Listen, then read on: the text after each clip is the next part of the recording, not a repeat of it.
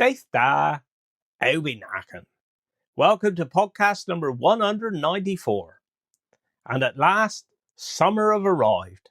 'Tis blimmin' handsome, I tell you. It's been fantastic weather this week. Going a bit cooler next couple of days, but we've had some real beautiful weather. I hope you're all well. Just a quick recap on what's happened since I spoke to you last. We had a lovely funeral. I know I must try and find another adjective. I listened back, and every funeral we have, it was a lovely service. It was a lovely this, but it was. So I got to have a new adjective, but we had a brilliant service. We really did at St. Column last week for Mick. Mick and his family, so well known there in St. Column, St. Morgan area. And well, you could tell that by the number of people that was in church. And so all went well there. Music, everything was perfect. Everything was fine. And then we headed into the weekend. And I did have the afternoon off. I worked in the morning doing paperwork. In fact, I did do a lot of paperwork over the weekend because I'm a little bit behind at the minute. But I did have the afternoon off, and I went down to Camborne.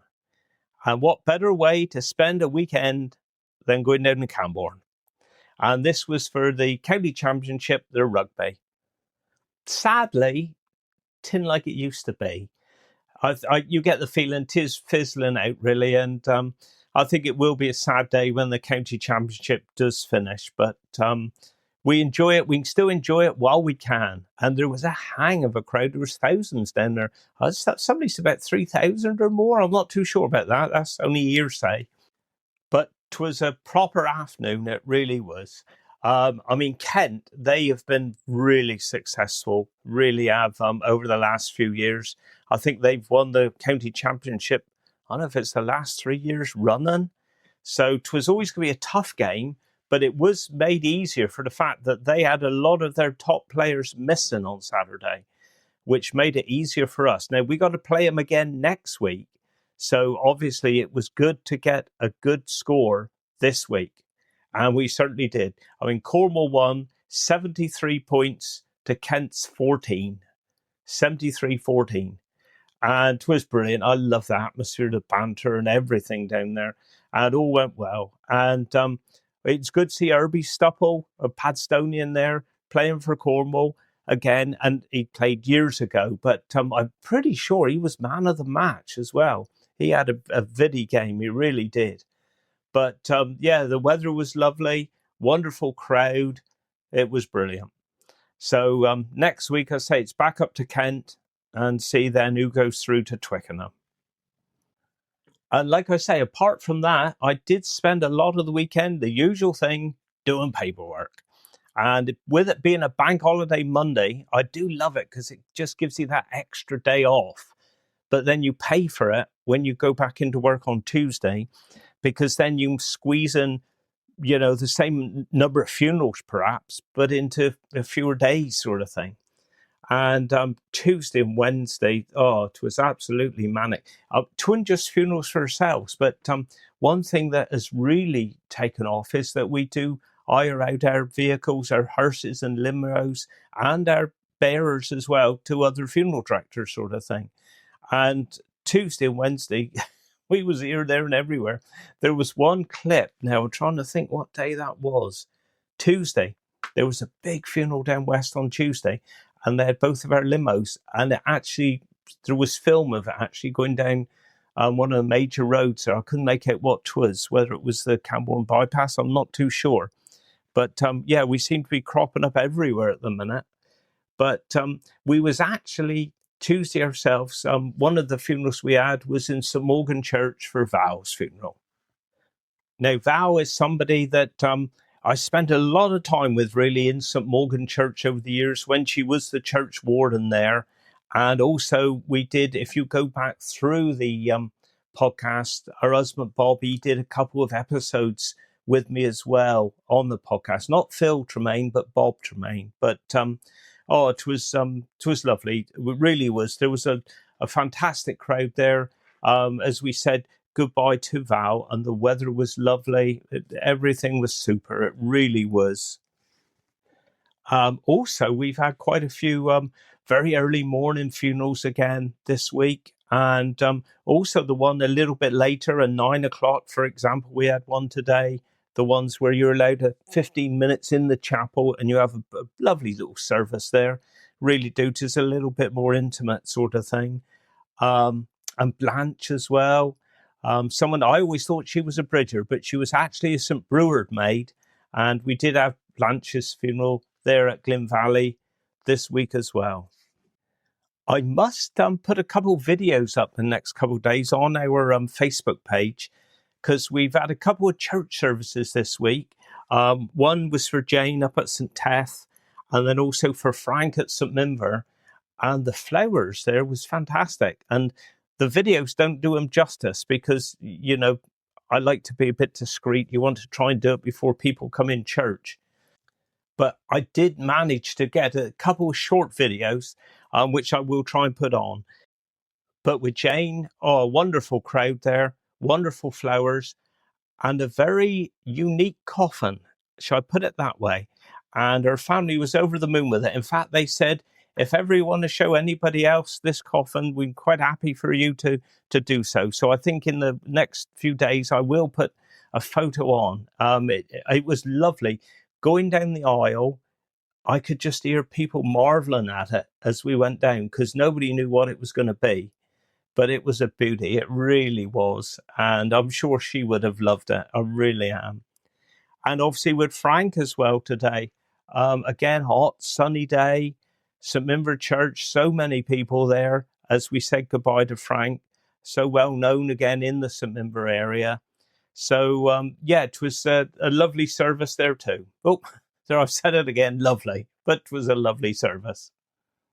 And like I say, we've had quite a few hire jobs and also interment of ashes and everything this week. And the week flies by. Before I knew it, it was Thursday.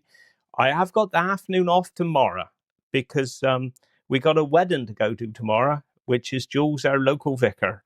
And I'll talk more about that next week. So that's made the week even shorter. But the weather is looking good for tomorrow. So I ain't going to talk too long tonight because, again, I got a lovely bit coming from Barney.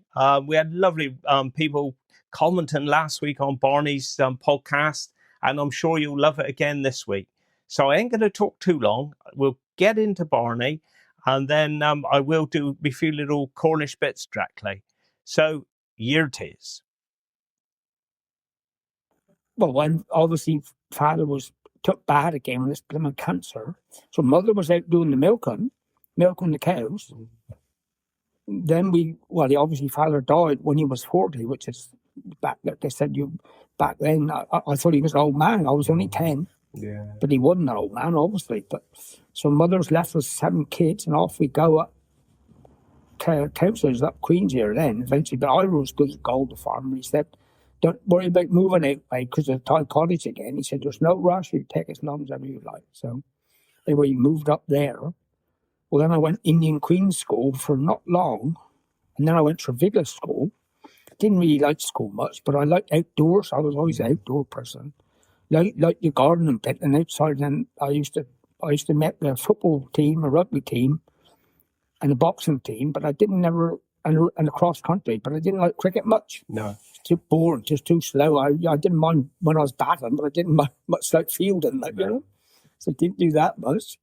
And, well, funny enough, my old Mr. Mitchell, my old boxing teacher, he's 103 and still living alone. He passed away a year or 4 ago. Really? Yeah, and he was home on his own, still looking after himself. Amazing, really. And Mr. Creeper, he was my maths teacher, who I've cycled thousands of miles with him. We used to do a lot of cycling with my old teacher. I went over to see him last week, actually. Mm. He used to help with the boxing, and take us. We used to go all over Cornwall and all over Devon. They would take us in their cars. There'd be cars with us going off to boxing tournaments wherever there's two. Like. And David used to help with that, you know. Anyway, I'd done that, went to school. I left school. Well, then I went, when I was about 12 or 13, I went down to Raleigh. There's a farmer there called John Cowburn. He had a milk round. Roy wild he was. Everything he went was flat out everywhere. Like, you know, the van, he had a pickup, Morris 1000 pickup. He'd come down through the yard flying, he would. Anyhow, I went in and seen him, but I was looking for a job. Well, I'm only like 12 or 13. He said, oh, well, what can he do? I said, well, I don't know. I'll do whatever you want me to do. So he said, right, start next week, next Saturday. Go down. The first thing I'd do was clean out the shipping. That's where they milk the cows. They used to chain them up then, see. So, but by the time I got there, he'd milk them. So I had to clean all that up. That was my first job. And he had this milk room where he had all his own milk bottles. He washed the milk bottle and he filled the milk bottles with his own milk and carried them around and sold them in public like so. So that was, I used to do the shipping, clean all that out. Then I had to clean all these milk bottles. God, that was boring.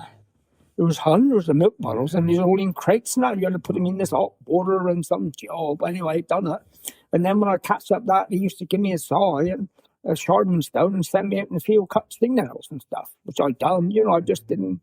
And I stuck that for a little while. Well, then I moved then from there over to Rowe for Eric Julian, just weekends that still going to school. He was more of a farmer rather than like John Kay would have milk round and stuff like that. Yeah. And he's that wild. He used to come up Cornwall way, deliver milk, and he would get out the pickup, and he'd never put the handbrake on. He'd be creeping forward. He'd run in, pick up the empty bottles, drop the full ones, come back out and jump in and go on again. He'd leave the door wide open, and he was wild. Sure he was. But anyway, that was that. So. And I went down Eric's to work, and he had two sons. One was called Eric, and the other one was called John. Well, what we used to call him Jinxie. But anyway, they both passed away now. I'm Eric as well. So, well, I went there. Then I left school, and I went to the work proper. I was getting £4 10 shillings a week. That was my wages for 6 days. Well, you work up till dinner at 1 o'clock Saturdays, and that's what I used to do.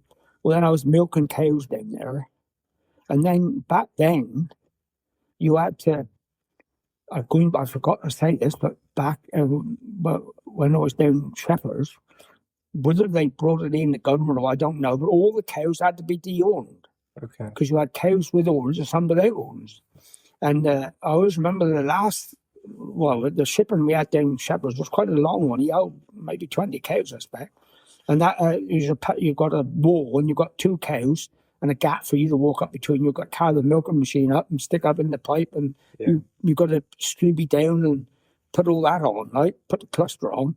Well, the last gang, the vets was all there, and right, we're going to cut all these over. They did it with hacksaw, and they ejected them, and they didn't feel that, but the blood was skidding everywhere, it's all over the walls, and I was going in with the wheelbarrow picking up all these horns. There was hundreds of them.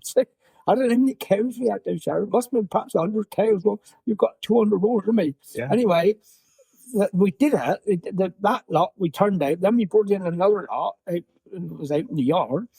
Cut them all off. Done it all. The mess we had to clean up after, all this blood all over the walls. Come in now, they wouldn't come in. They wouldn't come in the shipping. I was like, I'm going in there again. We had a hell of a job to get them to come in to get milk. It took weeks to get them over that. It was quite a stressful thing for them, I suppose, and they didn't forget it, like, you know. But anyway, going back to down Jinxie, down Barney Rowe.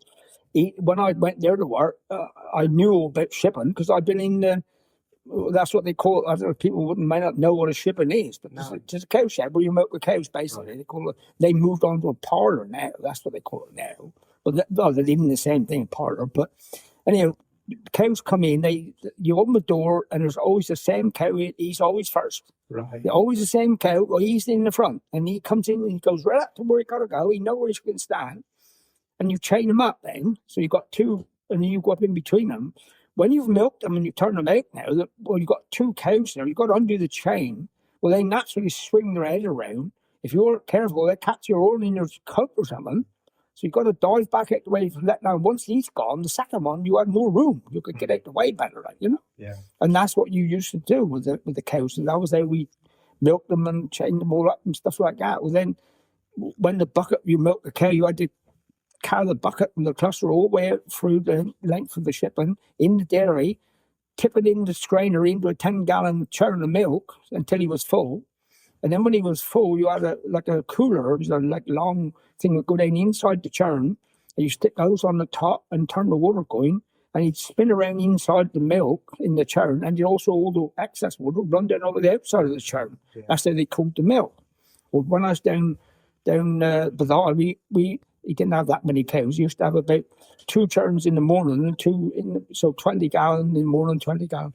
And then what we used to do then was wheel them across the yard, cobblestone yard, and they're heavy, 10 gallon milk. Yeah. But we got quite good at rolling them, roll them across the yard, across the road, and I even up on the milk stand, ready for the milkman to come in, milk lorry to come in. And he always had a full load of churns on him. So he would take off 4 empty ones and put on 4 full ones that you had. Well, then occasionally, when a cow have a calf, obviously, she got a lot of colostrum. You can't send that away. So the first 2 or 3 milkings you would give to the pigs. We always had pigs in the pig's eggs over there. They would have that because you couldn't send it away. It would be sent back. So, and we used to have like 3 cups on the teats and one let the calf suck the other one because the old cow would let her milk down better if she had a calf sucking her. And he was having his colostrum as well. Well, then occasionally you get a cow with mastitis and you didn't see it. You would have to strip them out to make sure they was all right. Well, next day the milk lorry would come down and he'd have a full load of 10 gallon milk brought back. From they used to go devastated with it. It failed because it obviously had mastitis in it, which did the strainer perhaps didn't take it all out or something like So then we used to give that to the pigs. It wasn't wasted, but we used to give it to the pigs and that. See, so that was what we done there.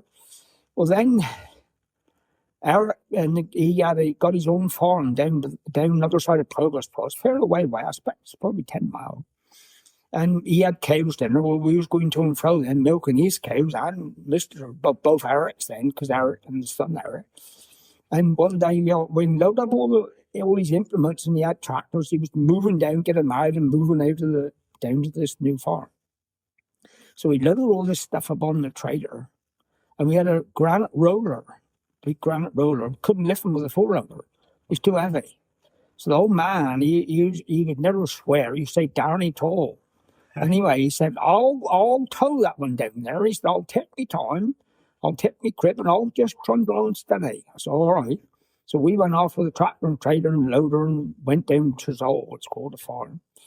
And we started unloading and we heard this noise coming. I said, what the hell was that? And he bang, bang, bang, bang. And as it got closer, it got louder, and we was just stood up there in the gateway waiting to see what's coming around the corner. And I'll never forget his face. Mr. Old man, Eric, old man, was driving the tractor. He went, I've only been going slow. And that roller was square. Oh, no. He completely ruined the roller, a little granite roller. Well, you imagine that, well, they don't normally go on the road much. They go up in the field, or up the road under the yard in the field, don't they? But this was like 10 miles. Oh, he absolutely ruined this well, we used him for get posts after that. That was the only thing he was fit for, but I always remember his face. Oh man, that was funny. So then I got my first motorbike, Triumph Tiger Cup. Well, going back before that, when I was push biking, my mate Hugh Barrett, he used to have a milk run as well. He had a Mars 7 pickup. And if I timed it right, some days I leave Coburg on my push bike, go down to the Con Road, and he'd be going along, he'd go up over Parky.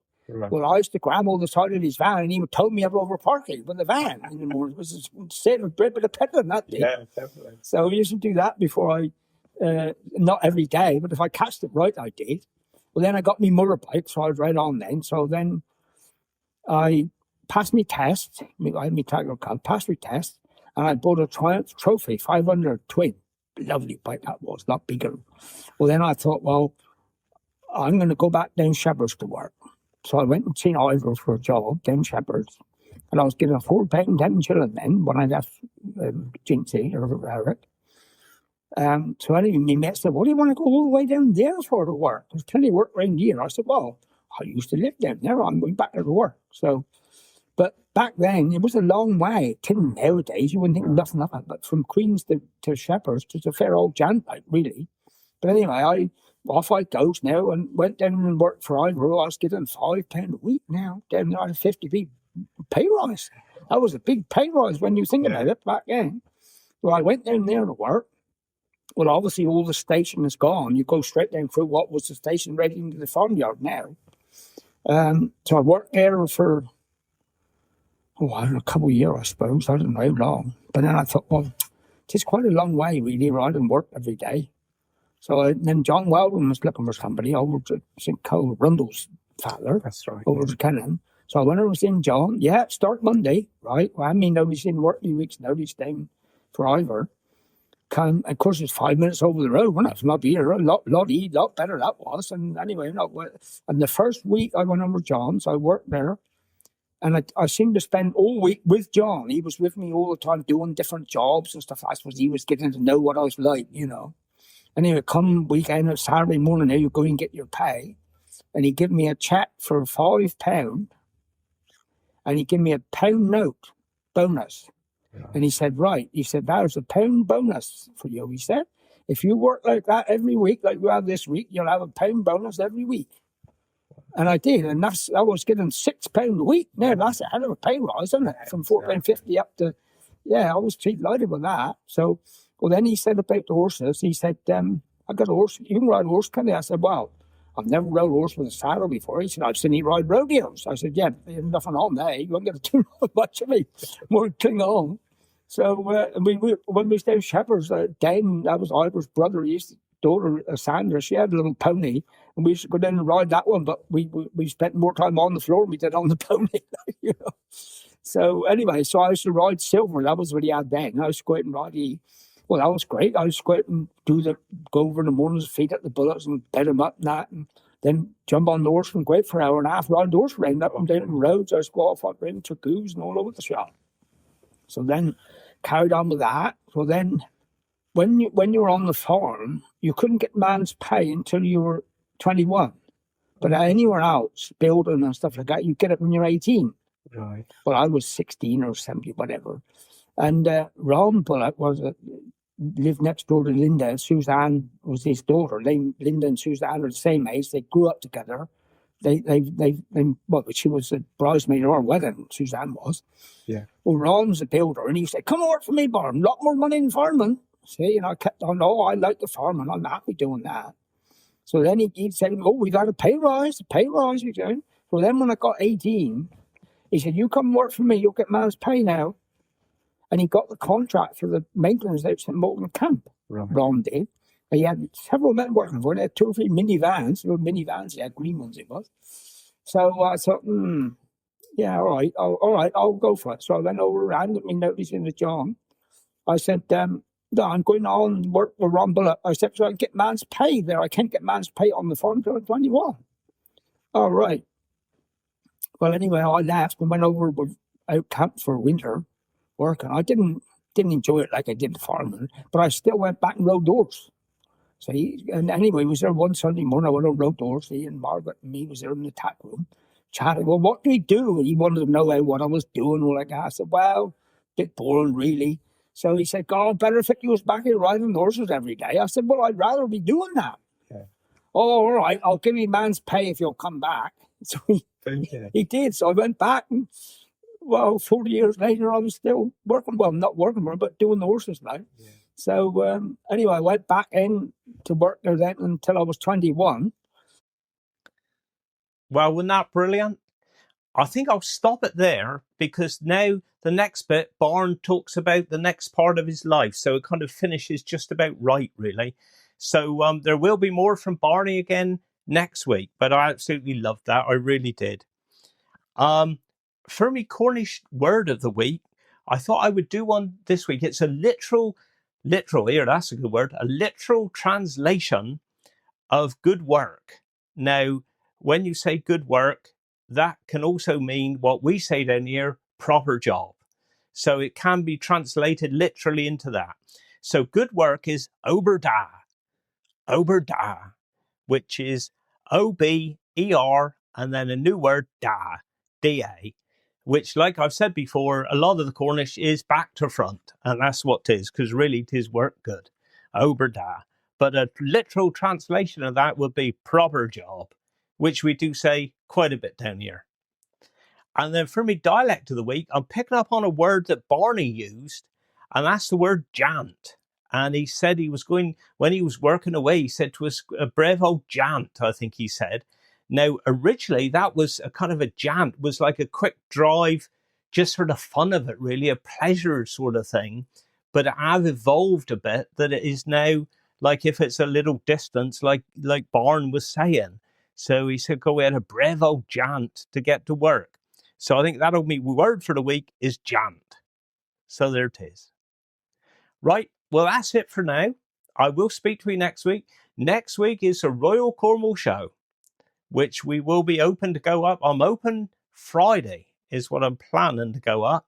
So we'll talk about that. If you've listened to podcasts in the past around showtime, I have done a bit about the history of the show and that you have to troll back through they. But I'm hoping the weather will be good. I'm reckoning that it might be rainy a bit next week, which is typical.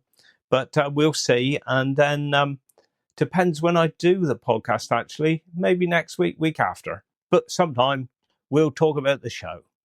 And I may well see you up there. But in the meantime, have a good week. And I'll speak to you next week. So wish you well. Do Guinness. Curno Bisfican.